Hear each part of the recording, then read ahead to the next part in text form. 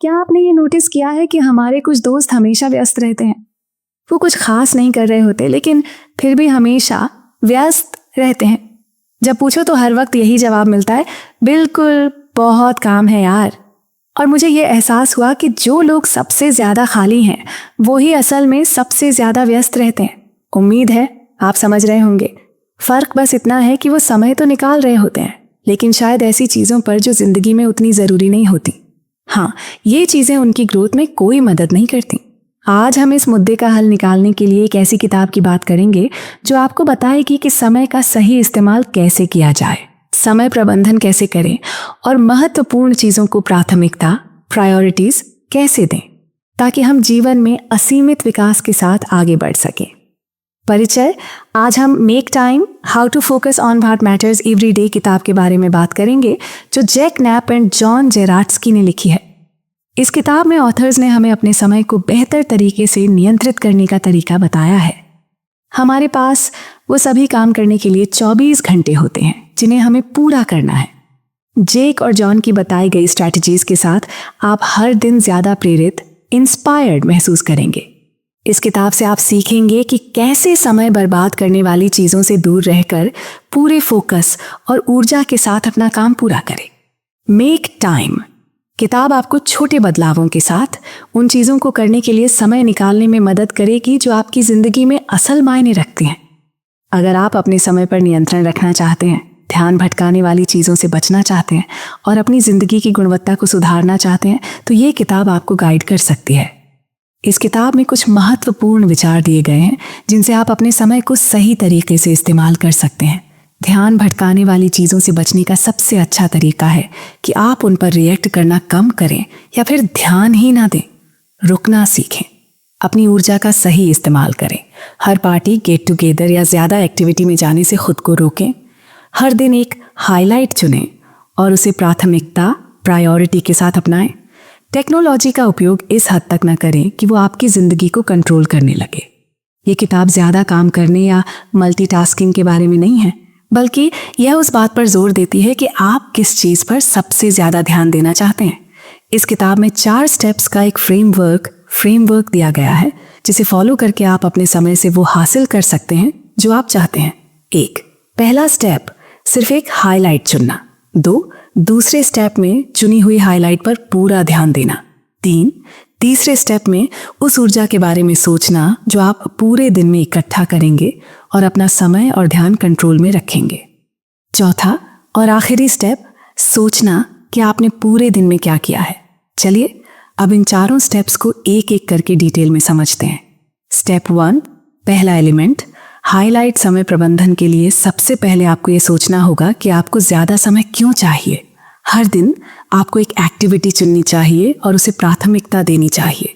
ये कुछ ऐसा हो सकता है जिसे आपको करने की ज़रूरत नहीं है लेकिन आप इसे पूरा होते हुए देखना ज़रूर चाहेंगे। आप अपने दिन में कौन सी एक्टिविटी, पल या उपलब्धता चाहते हैं उसे पहचानना ही हाईलाइट है। हाईलाइट को 3 तरीके से पहचाना जा सकता है। 1, सबसे ज़रूरी, आज आपको सबसे ज़रूरी काम क्या करना चाहिए। 2, संतुष्टि, सैटिस्फैक्शन, दिन के अंत में कौन सा ऑप्शन आपको ज़्यादा संतुष्ट करेगा। 3, खुशी, जॉय, जब आप आज के बारे में सोचते हैं तो आपको उससे क्या खुशी मिलेगी। आमतौर पर दिन के हाईलाइट को करने में 1 घंटे से 1.5 घंटे का समय लगता है। अब आपको अपनी हाईलाइट्स चुननी शुरू करनी चाहिए। इसके लिए कुछ तरीके दिए गए हैं जो आपकी हाईलाइट्स को पहचानने में मदद करेंगे। उन एक्टिविटीज़ को लिखें जो आप करना चाहते हैं। हर दिन एक अलग हाईलाइट का इस्तेमाल करना ज़रूरी नहीं है, आप इसे रिपीट भी कर सकते हैं।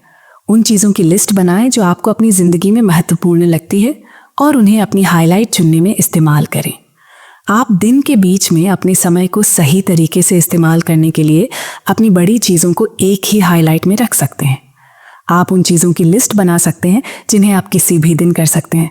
आप लगातार 5 दिनों तक वही हाईलाइट कर सकते हैं जिसे आप हर दिन के स्टेप्स में बांट सकते हैं।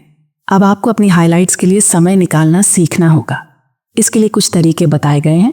हाईलाइट्स के लिए समय निकालने के लिए कैलेंडर में एक इवेंट जोड़ें। अगर आपको कैलेंडर में जगह नहीं मिल रही है तो उसे खाली करके समय निकालने की कोशिश करें। अगर आपको लगता है कि आपके पास पर्याप्त समय नहीं है तो अपने आप से पूछें कि क्या कुछ कम किया जा सकता है। कम प्राथमिकता वाली एक्टिविटीज़ के लिए कमिटेड ना हो। जब आप कुछ नहीं करना चाहते तो ना कहना सीखें। किसी भी काम को करने की प्लान बनाएं, वरना आपको तय करने में समय गंवाना पड़ेगा कि अगला स्टेप क्या होगा। जब आप हाइलाइट्स बनाना शुरू कर देंगे तो आपके काम समय पर होने लगेंगे और आपको बाकी चीज़ों के लिए ज़्यादा समय मिलेगा। इसलिए अपने समय को सही तरीके से इस्तेमाल करने के लिए पहला स्टेप हमेशा हाइलाइट से शुरू करें। स्टेप 2, दूसरा एलिमेंट, फोकस। हमारी ज़िंदगी में बहुत सारी चीज़ें होती हैं जो हमें डिस्ट्रैक्ट करती हैं। हमें इन डिस्ट्रैक्शंस को अपने कंट्रोल में रखना चाहिए। इसका मतलब ये है कि डिस्ट्रैक्शन से हमारा टाइम बर्बाद होता है क्योंकि हम ऐसी चीज़ों की तरफ आकर्षित हो जाते हैं जिनसे बाहर निकलना थोड़ा मुश्किल हो जाता है। उदाहरण के लिए, सोशल मीडिया एक ऐसी चीज़ है जो हमेशा हमारे पास होती है, लेकिन हम इन डिस्ट्रैक्शंस को ख़त्म कर सकते हैं और अपनी हाईलाइट पर पूरा ध्यान दे सकते हैं। अपनी ज़िंदगी में फोकस्ड रहने के लिए सबसे पहले आपको अपने फ़ोन को कंट्रोल करना सीखना होगा। जब आप अपने फ़ोन को कंट्रोल करेंगे तो डिस्ट्रैक्शन से दूर रहकर अपनी हाईलाइट पर ध्यान दे सकेंगे। इसके लिए कुछ तरीके हैं। बिना किसी प्रेशर या लगाव के फ़ोन का इस्तेमाल करें। आप इसे 24 घंटे, 1 हफ्ते या 1 महीने तक आजमा सकते हैं। अगर सच में इन ऐप्स की ज़रूरत हो तो बस तभी उनका इस्तेमाल करें। इसका मतलब है कि आपको उन ऐप्स पर कंट्रोल रखना है और उन्हें सिर्फ ज़रूरत पड़ने पर ही इस्तेमाल करना है। सोशल मीडिया से हर बार लॉग आउट करें ताकि आपको हर बार अपना ईमेल और पासवर्ड डालना पड़े। ये एक ऑब्स्टेकल बन सकता है जो आपको सोशल मीडिया पर ज़्यादा टाइम बर्बाद करने से रोकेगा। नोटिफिकेशंस को बंद करें ताकि आपको ये याद न रहे कि आपके पास कौन से ऐप्स हैं और इससे आपका ध्यान भटकने से बच सके। अपने फ़ोन की होम स्क्रीन पर कोई इमेज ना लगाएं। इससे आपको फ़ोन का इस्तेमाल करते वक्त शांति का अनुभव होगा क्योंकि कोई डिस्ट्रैक्शन नहीं होगा। रिस्ट वॉच पहनें। यह आपको फ़ोन पर टाइम देखने से रोकता है और फ़ोन की तरफ आकर्षित होने से बचाता है। अपने फ़ोन को काम के दौरान छोड़ दें या घर लौटते ही उसे दूर रख दें ताकि आप आसानी से डिस्ट्रैक्शन से बच सकें। अगर आप अपने फ़ोन को कंट्रोल कर सकते हैं तो सोशल मीडिया की तरफ आकर्षित नहीं होंगे, जिससे बहुत सारा समय बचा सकेगा। ये समय आप सही जगह पर इस्तेमाल कर पाएंगे। इन्फिनिटी पूल से दूर रहें। इन्फिनिटी पूल से मतलब है वो चीज़ें जिनमें कोई सीमा नहीं होती और हम लगातार उन्हीं में लगे रहते हैं। ये चीज़ें हमारी ज़िंदगी के समय को बर्बाद करती हैं, इसलिए हमें इनसे दूर रहना चाहिए। इसके लिए कुछ टिप्स हैं। अगर आप उन ऐप्स से बचते हैं जो सुबह सुबह आपको डिस्ट्रैक्ट करती हैं तो फोकस करना आसान होगा। हर दिन न्यूज़ पढ़ने की ज़रूरत नहीं है क्योंकि अगर कोई ज़रूरी बात हो तो वो खुद आपके पास आ जाएगी। जब आप फोकस कर रहे हों तो इंटरनेट बंद कर दें ताकि बेकार की चीज़ें दूर रहें। कई लोग अपना बहुत समय ईमेल में बर्बाद कर देते हैं, इसलिए ईमेल को सही तरीके से इस्तेमाल करना ज़रूरी है। दिन के अंत में ईमेल चेक करें और इनबॉक्स देखने का एक समय तय करें। हफ्ते में एक बार अपना इनबॉक्स खाली करें। ईमेल का जवाब देने में जल्दबाजी न करें। अगर कुछ ज़रूरी है तो वो आपको दूसरे तरीके से संपर्क करेंगे। टीवी को ओकेजनल प्लेजर बनाएं। टीवी देखने में भी बहुत समय बर्बाद हो सकता है क्योंकि कोई भी शो आधे घंटे से लेकर 1 घंटे तक चलता है और हम उसे पूरा देखने के बाद ही छोड़ पाते हैं। इसलिए टीवी को सिर्फ कभी कभी देखें। इससे आपकी आदत नहीं बनेगी और समय बचा सकेगा। इसके लिए कुछ बातें ध्यान रखें। टीवी पर न्यूज़ देखने की आदत न डालें। टीवी का कम से कम इस्तेमाल करें। केबल टीवी, HBO, नेटफ्लिक्स को देखने से खुद को रोकें या इन सर्विस का इस्तेमाल ही बंद कर दें क्योंकि इनमें हमेशा कुछ नया होता है जो आपको डिस्ट्रैक्ट कर सकता है। आपको अपनी ज़िंदगी में फोकस्ड रहने के लिए एक फ्लो बनाना ज़रूरी है। इससे डिस्ट्रैक्शन से बचने में मदद मिलेगी। इसके लिए कुछ तरीके हैं। अगर आप चाहते हैं कि लोग आपको डिस्टर्ब न करें तो हेडफोन्स और बंद दरवाजे का इस्तेमाल करें। पूरा ध्यान देने के लिए टाइम लिमिट सेट करें। टाइमर का इस्तेमाल करें। इससे आपको पता चलता है कि समय बीत रहा है और आपको उस काम पर ध्यान देना चाहिए जो आप कर रहे हैं।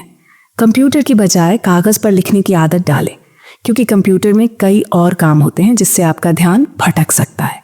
फोकस्ड रहें। अगर आप एक बार फोकस्ड हो गए तो इसका मतलब ये नहीं कि अब आपको कुछ करने की ज़रूरत नहीं है। किसी भी काम को पूरा करने के लिए आपको हमेशा फोकस्ड रहना होगा। इसके लिए कुछ तरीके हैं जो आपको फोकस बनाए रखने में मदद करेंगे। अपनी सांस पर ध्यान देते हुए आप जो कर रहे हैं उस पर फोकस करें। इससे आप अपना अटेंशन वापस पा सकते हैं। जिस काम को आप कर रहे हैं उसके लिए खुद को कमिट करें। जब आप वो काम कर रहे होते हैं जो आपको पसंद है तो ये काफ़ी आसान हो जाता है।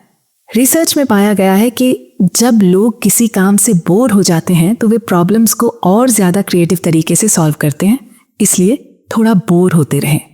स्टेप 3, तीसरा एलिमेंट, ऊर्जा हमारे दिमाग को एनर्जी चाहिए होती है और ये एनर्जी आपके शरीर की देखभाल से आती है, जैसे एक्सरसाइज, अच्छा खाना, नींद, शांति और फेस टू फेस समय से अपनी बैटरीज चार्ज करें। अगर आपका एनर्जी लेवल बढ़िया होगा तो आप किसी भी काम को ज़्यादा अच्छे से और मोटिवेशन के साथ कर सकेंगे। इसलिए अपने एनर्जी को बूस्ट करने के लिए इन तरीकों को अपनाना चाहिए। हमेशा मोशन में रहें। एक्सरसाइज से आपका शरीर एक्टिव रहता है और थकान कम होती है। आप फिट रहते हैं, जिससे हर काम जल्दी और एनर्जी के साथ कर सकते हैं। रोज़ एक्सरसाइज करने की आदत डालें, चाहे वो सादा वॉक हो या सीढ़ियाँ चढ़ना। आप सुबह में वर्कआउट कर सकते हैं, जैसे 7 मिनट की ट्रेनिंग। अच्छा खाना खाओ। सही और हेल्थी खाना ही आपको एनर्जी देगा, जिससे आप थकेंगे नहीं और आपका शरीर भी ठीक रहेगा। मछली, पौधे, रेड मीट और नट्स खाएं, क्योंकि ये एनर्जी देने में मदद करते हैं। हमेशा पहले सलाद खाएं और ज़्यादा मात्रा में। फास्टिंग से आपका दिमाग फोकस रहता है और काम में मदद करता है। आपने सुना होगा, स्वस्थ शरीर स्वस्थ दिमाग। तो जब शरीर स्वस्थ होगा, दिमाग भी बेहतर काम करेगा। अच्छा खाना खाकर आप पूरी एनर्जी से काम कर सकते हैं। कैफीन का इस्तेमाल समझदारी से करें। अपनी एनर्जी को मेंटेन करने के लिए कॉफ़ी का इस्तेमाल कुछ सावधानियों के साथ करें। सबसे पहला कप कॉफ़ी सुबह 9 बजे से 3:30 बजे तक पिएं, क्योंकि इससे पहले आपका कॉर्टिसोल लेवल ज़्यादा होता है और कैफीन का असर नहीं होता। जब आप थक जाएं तो 1 कप कॉफ़ी लें और फिर 15 मिनट की झपकी लें। कॉफ़ी की जगह आप ग्रीन टी भी ले सकते हैं।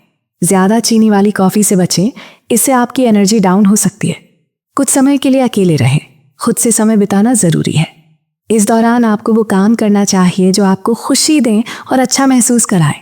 नेचर में समय बिताएं, क्योंकि इससे मेंटल एनर्जी पर अच्छा असर पड़ता है। मेडिटेशन करें और अपने हेडफोन छोड़कर थोड़ी देर के लिए शांत रहें। सोशल नेटवर्क से थोड़ी दूर रहकर अपने दिमाग को आराम देने की कोशिश करें। वो लोगों से बात करें जो आपको समझते हैं और टीवी के सामने खाना ना खाएं।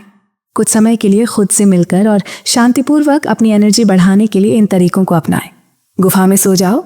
सोना मतलब आराम करना है, और ये वो समय होता है जब आपका शरीर रिलैक्स होकर अगले दिन के लिए तैयार होता है। सोने से पहले किसी शांतिपूर्ण गतिविधि में लगें। सोशल मीडिया या ईमेल से बचें, क्योंकि इससे आपका दिमाग ज़्यादा एक्टिव हो जाता है। सोने से पहले मोबाइल और बाकी डिवाइसेस को दूर रखें। बेहतर नींद के लिए कमरे की रोशनी कम करें। दिन में 20 मिनट की झपकी लेकर एनर्जी को रीफिल करें। हफ्ते के अंत में मिसिंग स्लीप को पूरा करने की कोशिश न करें, क्योंकि ये आपकी बॉडी क्लॉक को और बिगाड़ सकता है। सोने का तरीका आपकी पूरी एनर्जी पर असर डालता है, इसलिए इसे सुधारने की कोशिश करें और हर दिन पूरी एनर्जी के साथ काम करें। Step 4 element, reflection. हर दिन आपको ये सोचना चाहिए कि आपने अपनी किस प्रायोरिटी पर काम किया और उस पर कितना ध्यान दिया। ये देखना ज़रूरी है कि आपने किस एक्टिविटी को प्रायोरिटाइज किया, कितनी एनर्जी लगाई और मेक टाइम की स्ट्रैटेजीज को कितनी अच्छी तरह इस्तेमाल किया। कितनी स्ट्रैटेजीज काम कर रही हैं, ये भी आपको रिफ्लेक्ट करना चाहिए। अगर आपने अपनी हाईलाइट को पूरा नहीं किया तो कोई बात नहीं, अगले दिन वही काम फिर से करने की कोशिश करें। हर दिन कुछ नया लाने की ज़रूरत नहीं है। कभी कभी सिस्टम से ब्रेक लेकर वापस आना ठीक है। ये मुश्किल तरीका नहीं है और आपको इसे ज़िंदगी भर नहीं करना होगा, तो कोशिश करते रहें और अपने रिजल्ट्स पाएं। निष्कर्ष, मेक टाइम किताब आपको अपने टाइम को मैनेज करने की प्रैक्टिकल टिप्स देती है। इस किताब से आपको समझ में आया होगा कि कैसे आप अपनी हाइलाइट्स पर ध्यान देकर डिस्ट्रैक्शन से दूर रहकर एनर्जी के साथ काम कर सकते हैं। जो लोग अपने काम समय पर और फोकस होकर करना चाहते हैं, उनके लिए ये किताब काफ़ी मददगार साबित होगी। हमारी इस वीडियो का सफ़र यहीं ख़त्म होता है, और अगर आप ये किताब खरीदना चाहते हैं तो उसका लिंक भी डिस्क्रिप्शन में है। हमारे YouTube चैनल शॉर्ट बुक को लाइक और सब्सक्राइब ज़रूर करें, क्योंकि हम इसी तरह की वीडियो आपके लिए रेगुलर बनाते रहेंगे। अगली वीडियो में फिर मिलेंगे, तब तक के लिए यूं ही खुश और मुस्कुराते रहिए।